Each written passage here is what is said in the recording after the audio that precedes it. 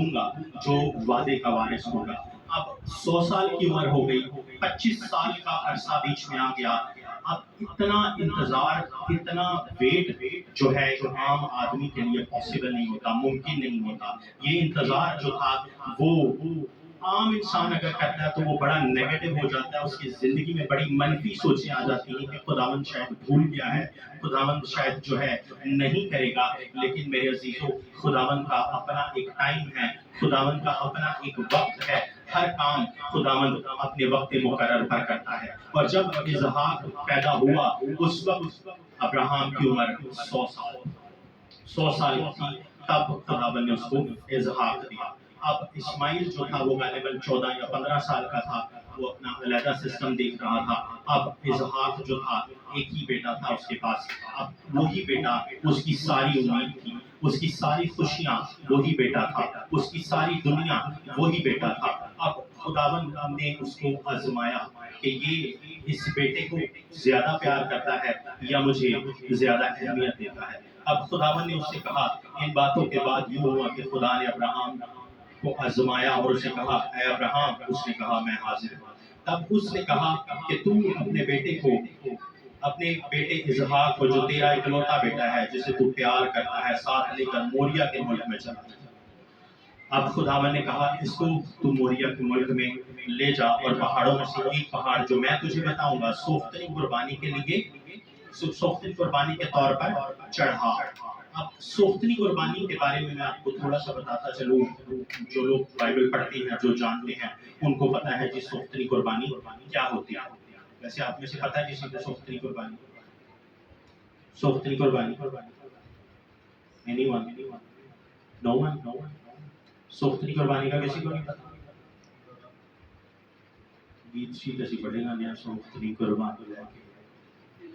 اچھا، اس میں یہ بڑی مشکل ترین قربانی تھی۔ اس میں ہوتا یہ، یعنی کتاب کے پہلے باب میں آپ کو مل جائے گی، ہوتا یہ ہے کہ سوختنی قربانی کے لیے ایک برا لیا جاتا ہے، اس برے کو ذبح کیا جاتا ہے، اس کو ذبح کرنے کے بعد اس کی کھال اتاری جاتی ہے، اس کی کھال اتارنے کے بعد اس کے اعضاء جو ہیں وہ الگ الگ کیے جاتے ہیں، اور پھر جو کاہن تھے وہ ان اعضاؤں کو قربان گاہ پر آگ پر ترتیب سے رکھتے تھے، اور پھر جو تھی اس کی جو خوشبو تھی، جو راحت انگیز خوشبو تھی، وہ خداوند تک پہنچتی تھی۔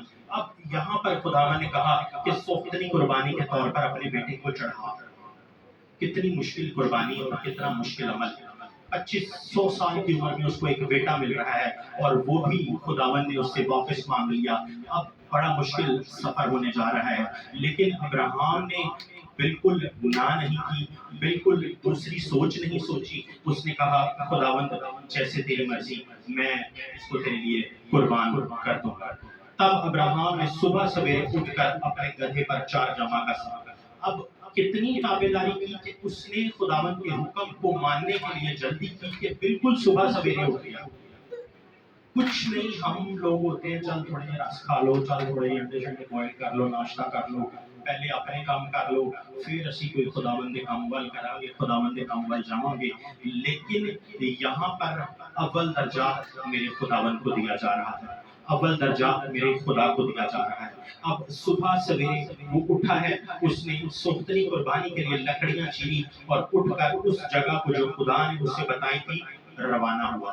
اب ساری قربانی کی تیاری کی جا رہی ہے، لکڑیاں چیری جا رہی ہیں، لکڑیاں چیر کے، اور ساتھ ابراہیم نے اپنے 2 نوکروں کو لیا، ایک گدھے کو لیا، اور ساتھ اپنے بیٹے اسحاق کو لے لیا۔ اور اسحاق کو جب لیا، اسحاق کو لے کر اس ملک میں، اس جگہ پر جو پہاڑی خداوند نے بتائی تھی، یعنی موریا کا جو علاقہ ہے، وہاں پر جانا تھا اور وہاں پر اس کو قربان کرنا تھا۔ اب 3 دن کا سفر کرنے کے بعد ابراہیم کلیئرلی اس منزل کو دیکھ سکتا ہے جو خداوند نے اسے بتائی تھی۔ 3 دن کا سفر کر لیا، اب ابراہیم کلیئرلی اس جگہ کو دیکھ پا رہا ہے جہاں پر اسے قربان کیا جانا ہے۔ اس نے اپنے 2 نوکروں کو کہا کہ تم گدھے کے پاس کھڑے ہو، میں اور یہ لڑکا جاتے ہیں اور پھر واپس آ جائے گا۔ اب یہاں پر سوچنے کی بات یہ ہے کہ قربانی تو ہو جانی ہے اسحاق کی، تو یہ دونوں واپس کیسے آئے؟ یہ سوچنے کی بات ہے۔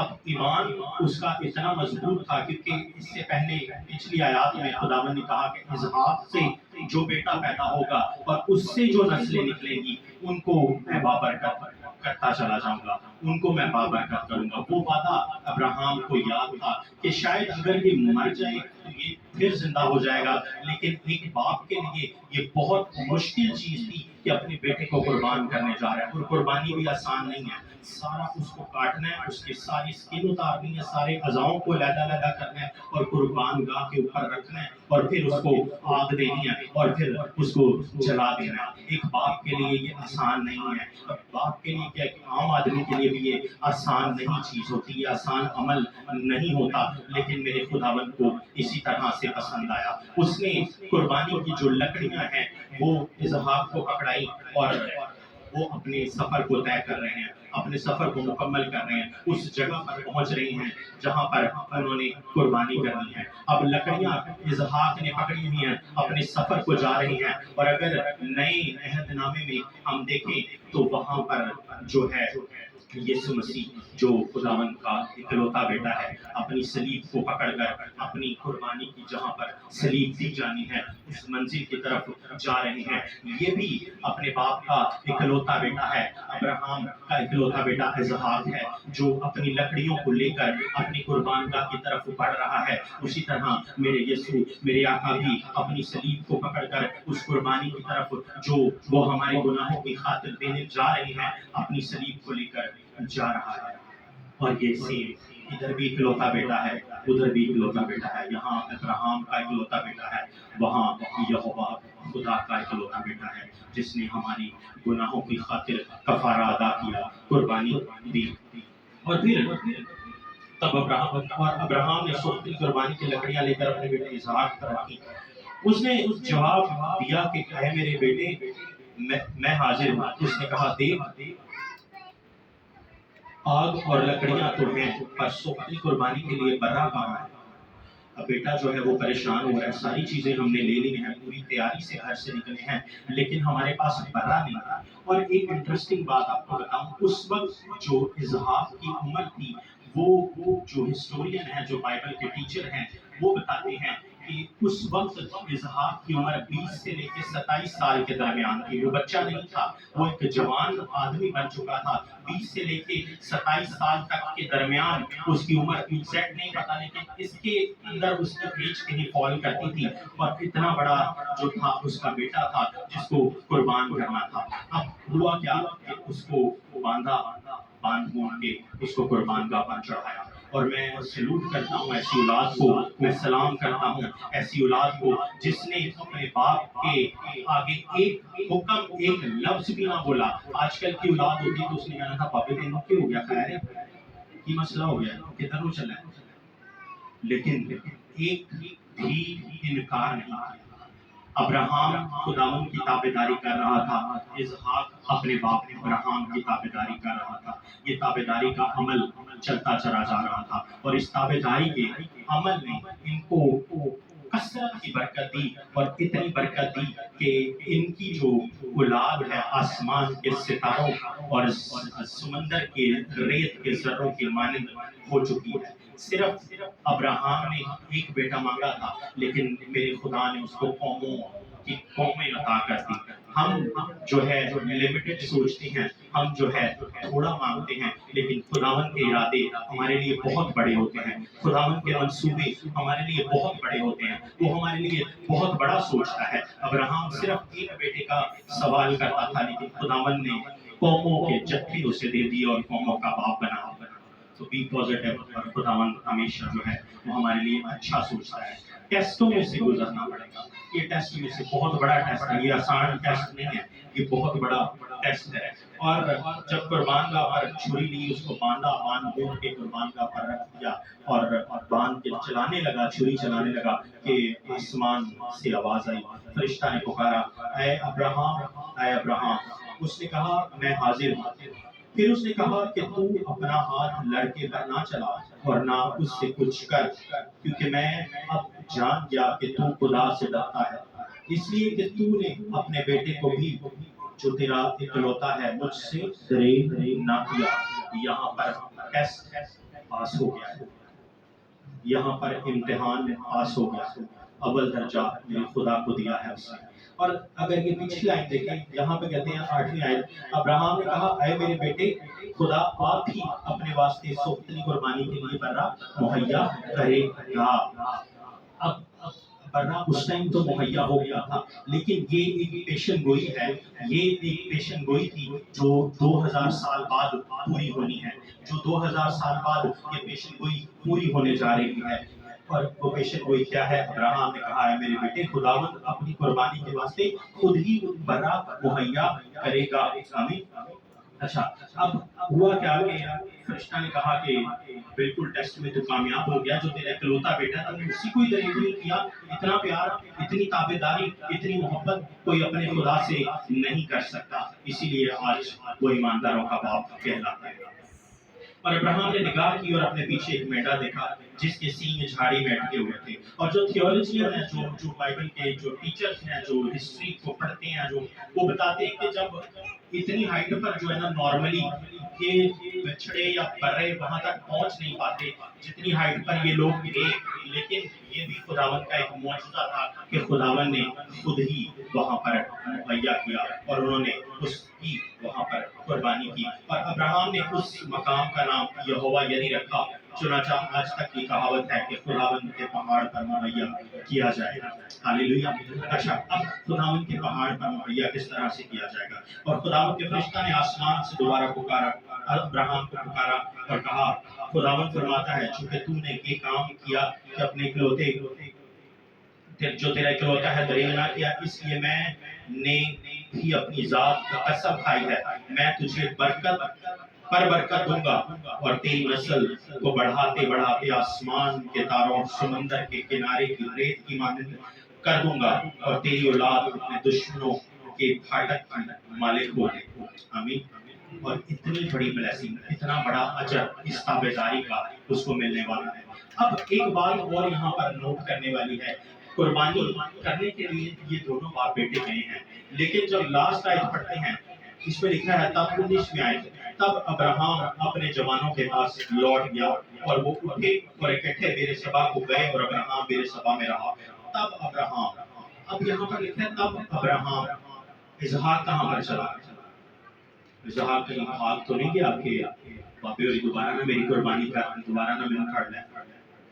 لیکن یہ روح القدس نے جو ہے وہ کلام کو لکھوایا ہوا ہے، یہ کلام کا ایک ایک ورڈ جو ہے وہ روح القدس نے لکھوایا ہوا ہے، اور روح القدس نے اس کی ترتیب کو اس طرح سے رکھا ہوا ہے کہ ہم اس کو پڑھیں، اس پر تھوڑا غور کریں اور یہ ہماری سمجھ میں آ جائے۔ لیکن ہماری بدقسمتی یہ ہے کہ ہم اس کو ٹائم نہیں دے پا رہے۔ ہماری بدقسمتی المیہ یہ ہے کہ ابلیس نے ہمیں اپنے کاموں میں اتنا الجھا دیا ہے کہ ہم اس پر ٹائم نہیں دے پا رہے۔ واپس اکیلا آیا ہے، اسحاق کا کوئی پتہ نہیں۔ ظاہر آیا ہوگا اسحاق بھی واپس، لیکن یہاں پر لکھا نہیں گیا۔ اب ہوا کیا، اسحاق جو ہے 24ویں باب میں دوبارہ سے جا کے ظاہر ہوتا ہے۔ اسحاق 24ویں باب میں ظاہر ہوگا، وہ اس طریقے سے ظاہر ہوگا کہ جب اس کے باپ کا نوکر جو اس کی دلہن کو اس کے مطلب جو ماموں کے وہاں سے لے کر آ رہا ہے، ربیکہ کو لے کر آ رہا ہے، تب اس نے اپنی دلہن کو دیکھا ہے اور وہاں سے اس نے اپنی دلہن کو ویلکم کیا ہے 24ویں باب میں۔ اب اسی طرح میرے یسوع کو جب صلیب دی گئی، میرے یسوع کو جب صلیب پر چڑھایا گیا اور یسوع کو اس زمین سے آسمان پر لے گئے ہیں، اب دوبارہ میرا یسوع اسی وقت ظاہر ہوگا جب یہ کلیسیا، جب یہ دلہن دوبارہ سے تیار ہوگی تو ہم بادلوں میں اڑ کر اپنے دلہا کا استقبال کریں گے، وہ دوبارہ سے ہمیں لینے آئے گا اور وہ اسی طریقے سے ظاہر ہوگا، اور وہ اسی طریقہ سے ہم ہوا میں اڑیں گے، ہم فضاؤں میں اڑیں گے، ہاللیلویہ، اور ہوشنا کے نعرے ہم گاتے چلے جائیں گے اور اپنے دلہا کا استقبال کریں گے۔ جس طرح سے اسحاق نے اپنی دلہن کو ویلکم کیا، اسی طرح سے ہم اپنے یسوع کو بادلوں میں اڑ کر اس کا استقبال کریں گے۔ ہاللیلویہ، ہاللیلویہ۔ آج مجھے نہیں پتا آپ کی کیا ٹینشنیں ہیں، آپ کی کیا پریشانیاں ہیں، آپ کی کیا مشکلیں ہیں جو آپ خداوند کی حضوری میں ہیں۔ ہوتا یہ ہے بعض اوقات ہم سمجھتے ہیں کہ میں آج چرچ نہیں جا رہا یا میں آج اس دعا میں نہیں جا رہا، تو یہ آپ کی مرضی نہیں ہوتی۔ آپ میں اتنی جرت نہیں ہے، آپ میں اتنی طاقت نہیں ہے کہ آپ اپنی مرضی کر سکیں۔ خداوند کی حضوری میں آنے کے لیے خداوند کی مرضی کا ہونا بڑا ضروری ہے۔ جب خداوند کی مرضی ہوگی تو تب وہ آپ کو اپنی حضوری میں لے کر آئے گا۔ اگر آپ اس کی حضوری میں نہیں جا پا رہے ہیں تو ٹیسٹ کریں اپنے آپ کو، چیک کریں اپنے آپ کو کہ مجھ سے کیا غلطی سرزد ہو گئی، مجھ سے کیا گناہ ہو گیا جو اس نے آج مجھے اپنی حضوری میں آنے سے منع کر دیا ہے، جو آج اس نے مجھے اپنی حضوری میں آنے سے ہی روک دیا ہے۔ تو اپنے آپ کو چیک کریں۔ یہ کوئی مارکا نہیں ہے، یہ کوئی بڑی بات نہیں ہے کہ میں نہیں جا سکا، میں نہیں کر سکتا، میں نہیں ہے۔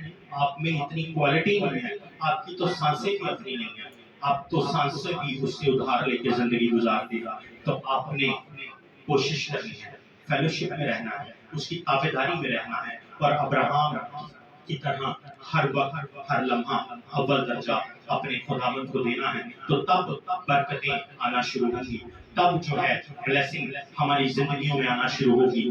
لیکن ہم جو ہے سننے کے باوجود بھی ہم نہیں سن پاتے، کیونکہ ابلیس نے ہمارے ذہنوں کو اس قدر جکڑا ہوا ہے کہ ہمارے ذہن کھل نہیں پا رہے۔ اس کے لیے ہمیں دعا میں بیٹھنا پڑے گا، پاکروح سے مدد کو مانگنا پڑے گا کہ ہمارے ذہنوں کو کھول۔ جس طرح تم نے شاگردوں کے ذہنوں کو کھولا، اسی طرح آج ہمارے ذہنوں کو کھول، تاکہ ہم تیرے کلام کو سمجھ سکیں، تاکہ ہم تیرے منہ کی باتوں کو سمجھ سکیں۔